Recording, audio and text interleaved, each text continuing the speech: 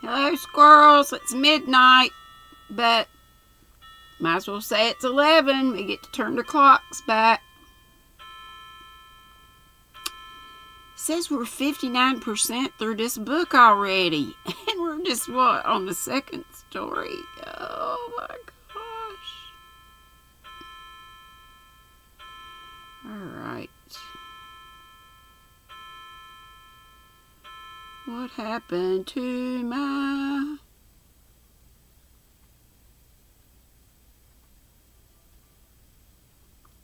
bookmark? Maybe it was at the wrong place, so I thought, good gravy. Alright, come on.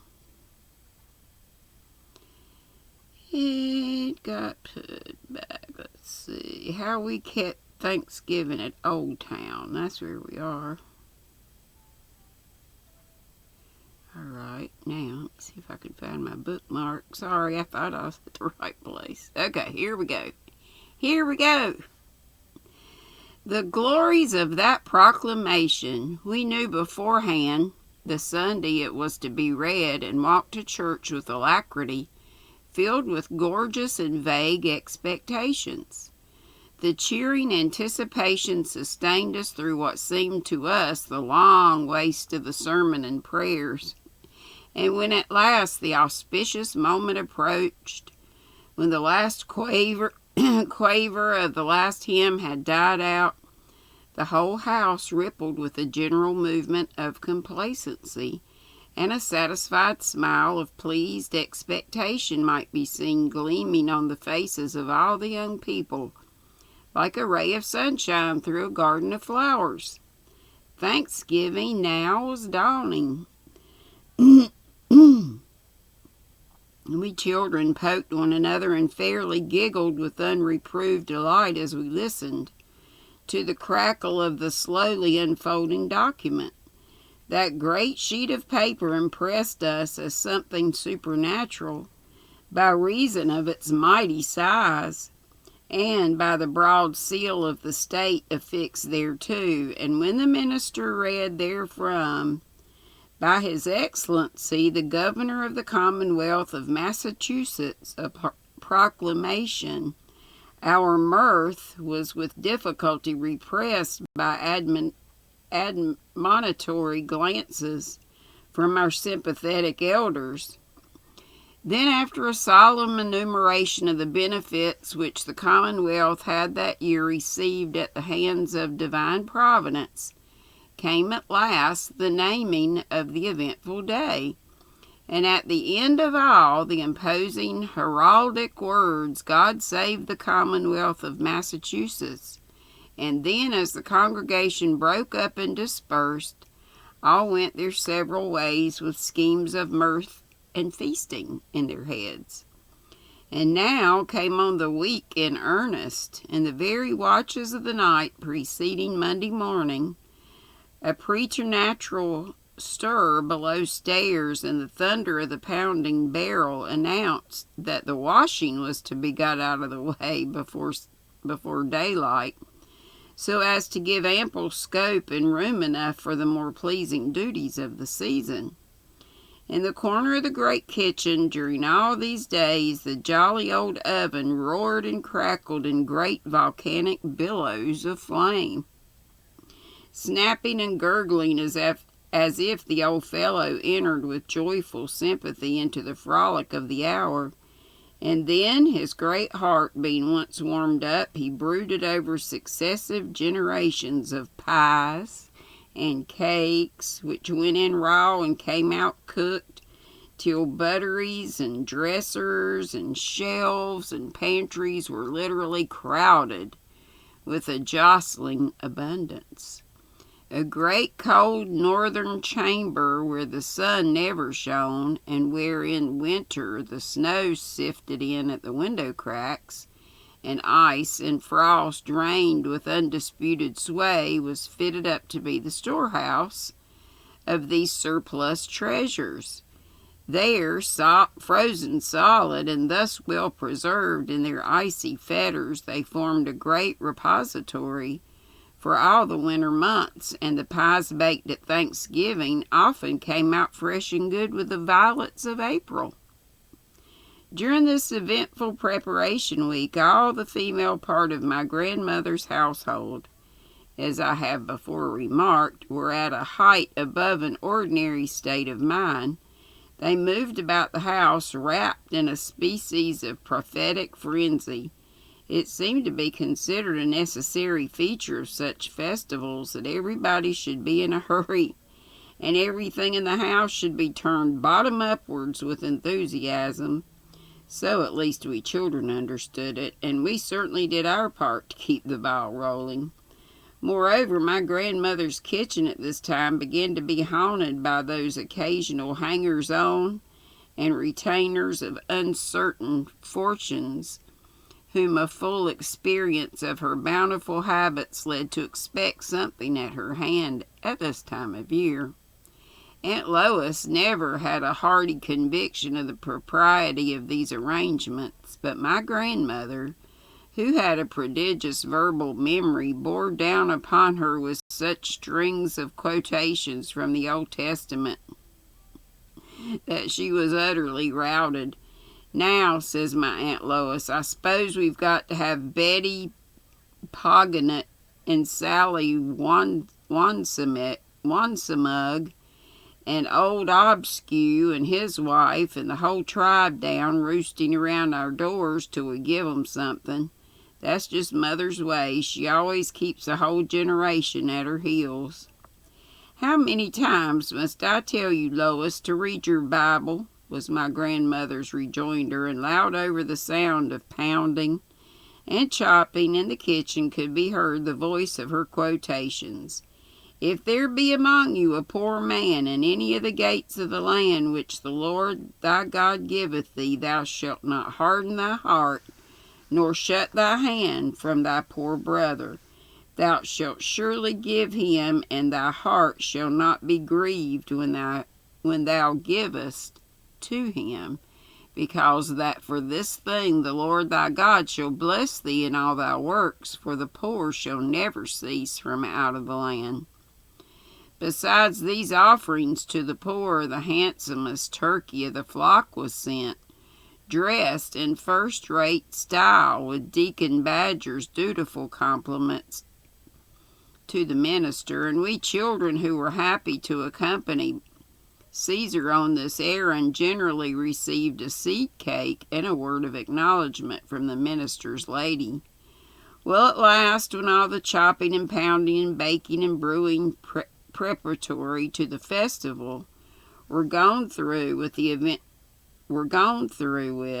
eventful day dawned. All the tribes of the Badger family were to come back home to the old house with all the relations of every degree to eat the Thanksgiving dinner. And it was understood that in the evening the minister and his lady would look in upon us, together with some of the select aristocracy of Oldtown. Great as the preparations were for the dinner, everything was so contrived that not a soul in the house should be kept from the morning service of Thanksgiving in the church, and from listening to the Thanksgiving sermon, in which the minister was expected to express his views freely concerning the politics of the country and the state of things in society generally, in somewhat more secular vein of thought than was deemed exactly appropriate to the Lord's day. But it is to be confessed that when the good man got carried away by the enthusiasm of his subject to extend these exercises beyond a certain length, anxious glances exchanged between good wives sometimes indicated a weakness of the flesh, having a tender reference to the turkeys and chicken pies, which might possibly be overdoing in the ovens at home. But your old brick oven was a true Puritan institution, and backed up the devotional habits of good housewives by the capital care which he took of whatever was committed to his capacious bosom. A truly well-bred oven would have been ashamed of himself all his days and blushed redder than his own fires if a God-fearing house matron away at the temple of the Lord should come home and find her pie crust either burned or underdone by his over or underzeal. So the old fellow generally managed to bring things out exactly right. When sermons and prayers were all over, we children rushed home to see the great feast of the year spread. What chitterings and chatterings there were all over the house as all the aunties and uncles and cousins came pouring in, taking off their things. I can read for a while and this stuff starts going crazy.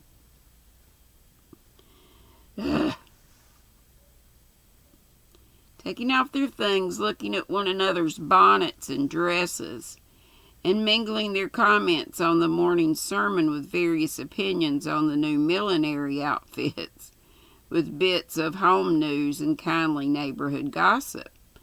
Uncle Bill, whom the Cambridge College authorities released, as they did all the other youngsters of the land for Thanksgiving Day, made a breezy stir among them all, especially with the young cousins of the feminine gender. The best room on this occasion was thrown wide open, and its habitual coldness had been warmed by the burning down of a great stack of hickory logs, which had been heaped up unsparingly since morning. It takes some hours to get a room warm where a family never sits, and which therefore has not in its walls one particle of the genial vitality which comes from the indwelling of human beings. But on Thanksgiving Day, at least every year, this marvel was effected in our best room. Although all servile labor and vain recreation on this day were by law forbidden, according to the terms of the proclamation, it was not held to be a violation of the precept that all the nice old aunties should bring their knitting work and sit gently trotting their needles around the fire, nor that Uncle Bill should start a full-fledged romp among the girls and children, while the dinner was being set on the long table in the neighboring kitchen. Certain of the good elderly female relatives of serious and discreet demeanor assisted at this operation. But who shall do justice to the dinner and describe the turkey and chickens and chicken pies with all that endless variety of vegetables which the American soil and climate have contributed to the table, and which, without regard to the French doctrine, of course, were all piled together in jovial abundance upon the smoking board? There was much carving and laughing and talking and eating, and all showed that cheerful ability to dispatch the provisions, which was the ruling spirit of the hour. After the meat came the plum puddings, and then the endless array of pies, till human nature was actually bewildered and overpowered by the tempting variety, and even we children turned from the profusion offered to us and wondered what was the matter that we could eat no more. When all was over, my grandfather rose at the head of the table, and a fine venerable picture he made as he stood there, his silver hair flowing in curls down along each side of his clear, calm face, while in the conformity to the old Puritan custom he called their attention to a recital of the mercies of God and his dealings with their family.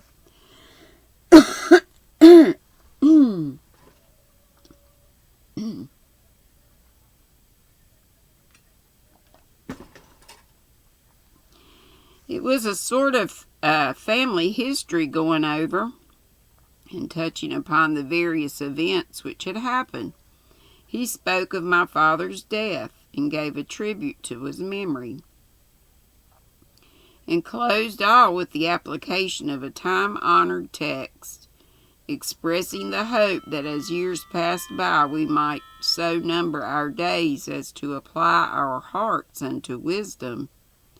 And then he gave out that psalm which in those days might be called the national hymn of the Puritans. Let children hear the mighty deeds which God performed of old, which in our younger years we saw, and which our fathers told. He bids us make his glories known, his works of power and grace, and will convey his wonders down through every rising race. Our lips shall tell them to our sons, and they again to theirs, that generations yet unborn may teach them to their heirs. Thus shall they learn in God alone their hope securely stands, that they may ne'er forget his works, but practice his commands.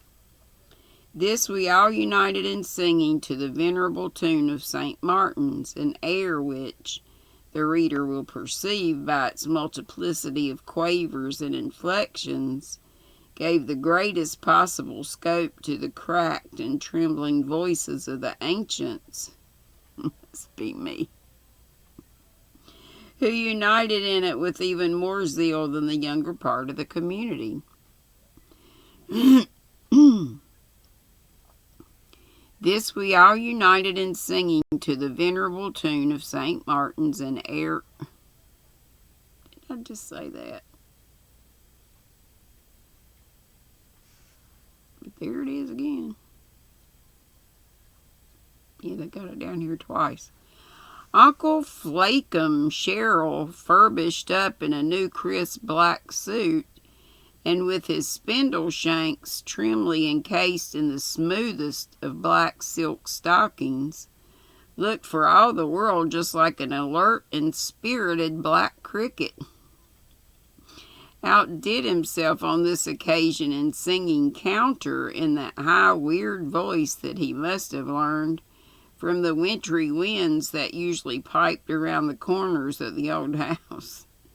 But anyone who looked at him as he sat with his eyes closed, beating time with head and hand, and in short with every limb of his body, must have perceived the exquisite satisfaction which he derived from this mode of expressing himself. I much regret to be obliged to state that my graceless Uncle Bill, taking advantage of the fact that the eyes of all his elders were devotionally closed, stationing himself a little in the rear of my Uncle Flakum, performed an exact imitation of his counter with such a killing facility that all the younger part of the audience were nearly dead with suppressed laughter. Aunt Lois, who never shut her eyes a moment on any occasion, discerned this from a distant part of the room, and in vain endeavored to stop it by vigorously shaking her head at the offender. She might as well have shaken it at a bobolink tilting on a clover top. In fact, Uncle Bill was Aunt Lois's weak point, and the corners of her own mouth were observed to twitch in such a suspicious manner that the whole moral force of her admonition was destroyed. And now, the dinner being cleared away, we youngsters, already excited to a tumult of laughter, tumbled into the best room under the supervision of Uncle Bill to relieve ourselves with a game of blind man's bluff, while the elderly women washed up the dishes and got the house in order, and the men folks went out to the barn to look at the cattle, and walked over the farm and talked of the crops. Whenever or wherever it was that the idea of the sinfulness of dancing arose in New England, I know not. It is a certain fact that at Oldtown at this time the presence of the minister and his lady was held not to be in the slightest degree incompatible with this amusement.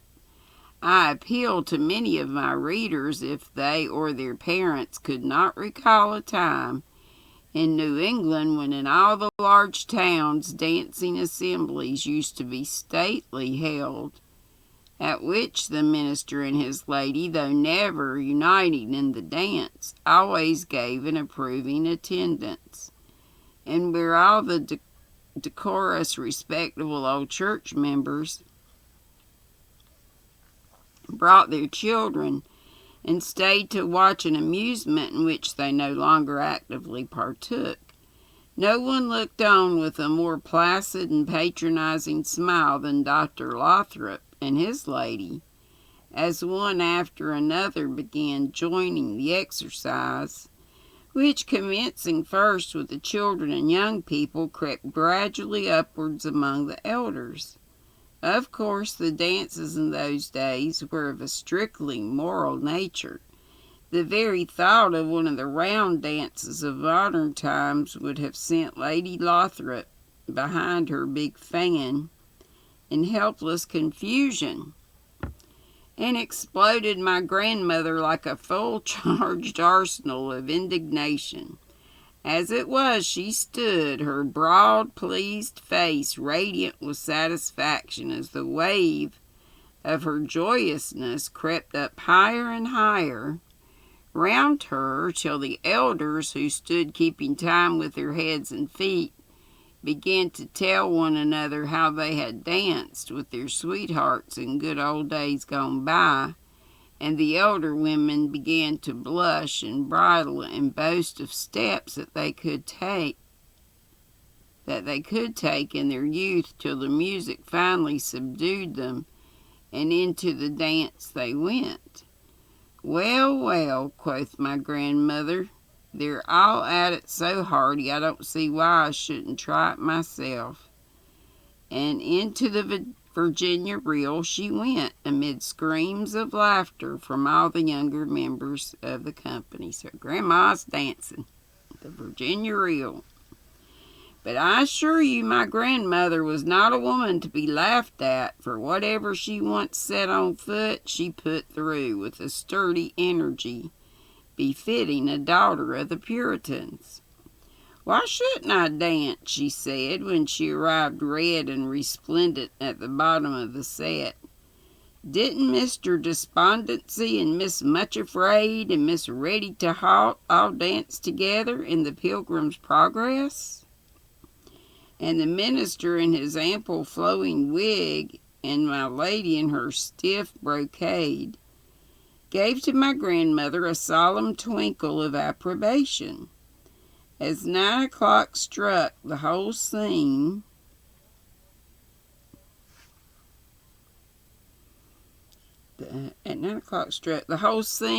dissolved and melted for what well-regulated village would think of carrying festivities beyond that hour. And so ended our Thanksgiving at Oldtown. And that's all. Kind of funny.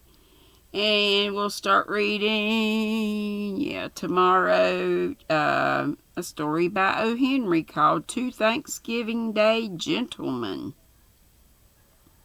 See how long a story it is. It's a short one. And then there's another one by O. Henry called The Purple Dress.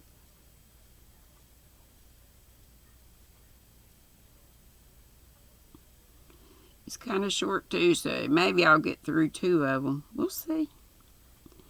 After that will be something by L.M. Montgomery, Aunt Susanna's Thanksgiving Day Dinner. Hope y'all are liking these. I know we've just gotten through 2, but I was thinking, I wondered if I could even find anything kind of good for Thanksgiving, but I just think these will run. I know they'll run out before the month runs out, probably long before. But if I can't find anything else, we'll just start with Christmas, won't we? Finally got this. Is a head wrap, a do-rag, and it's so thick.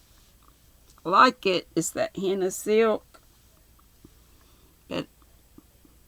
like them to be so bulky where you can tie it and everything. And it's got a doggone hole in it. It's not a drop stitch. I don't know what I did. I can fix it, but... Grrr. Whoa!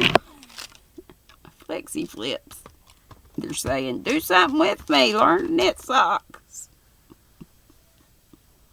Love y'all. See you tomorrow at 3. Tea at 3. Be sweet. Don't be ugly. Bye-bye.